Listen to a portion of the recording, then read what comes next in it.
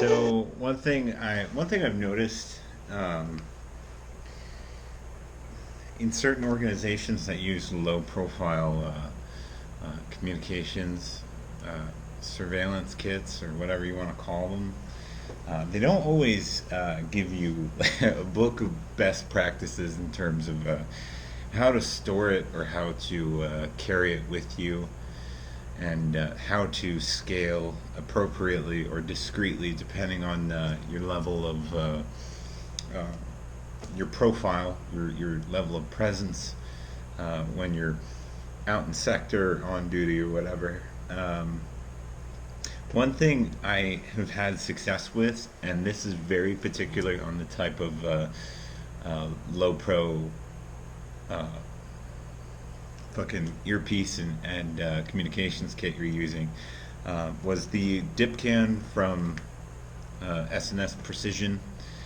Uh, it is big enough to hold at least the earpiece and the down leads, uh, but it's not big enough for a fucking hand mic or a PTT.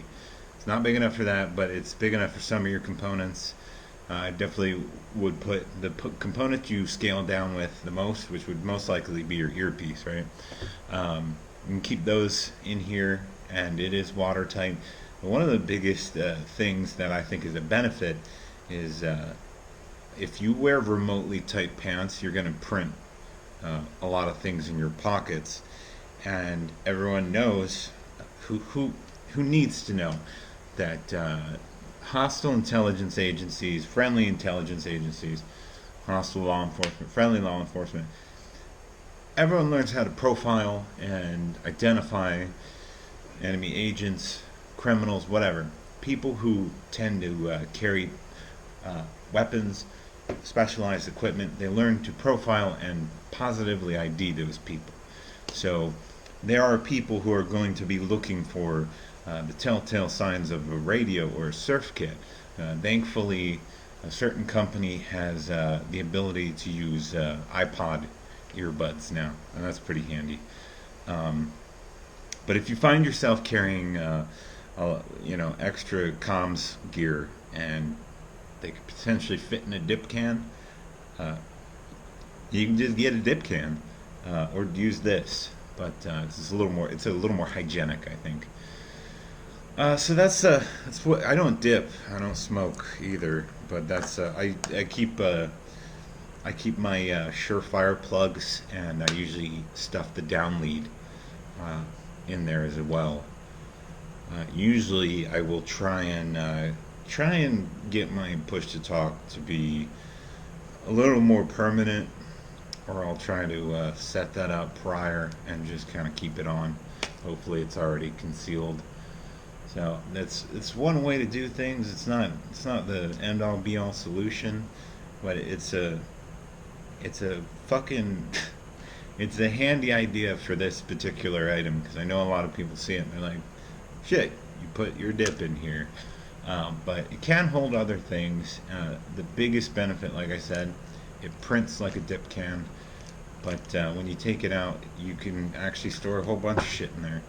So if you're the type of person to worry about your visual presence and your posture, you're going to start realizing you need to look for solutions based on that, and not necessarily purely performance. And that was one of the things that as I transitioned from a direct action role to something that's a little more covert, um, I found it uh, difficult, sort of, to have to start measuring what I needed and what products or solutions I wanted to go after based on more metrics.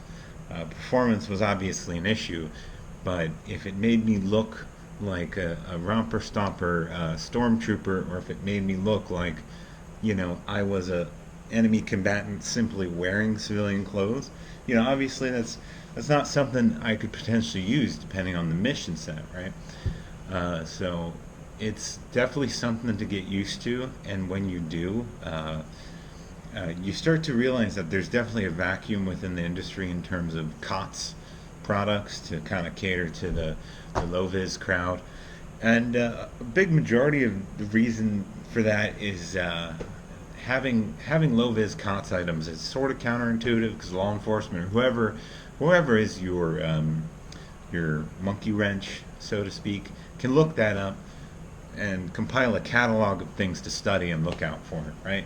But honestly, if you think about it, there is already a cornucopia of things that can be used for a different purpose or repurposed for a covert intelligence, espionage, or physical security, or whatever your intent is. A lot of civilian items can be repurposed, and there is a lot of covert purpose-built items already. So, and I don't think the average agent or clandestine officer is going to have that Rolodex of all the different types of gun bags you could be carrying, and maybe if that's their job, but like I said, people out in the field usually aren't fucking Rain Man when it comes to stuff like that, and body posture and nonverbal communication is usually one of the more bigger tells when you're trying to make PID with someone who's not being overtly aggressive but is a hostile.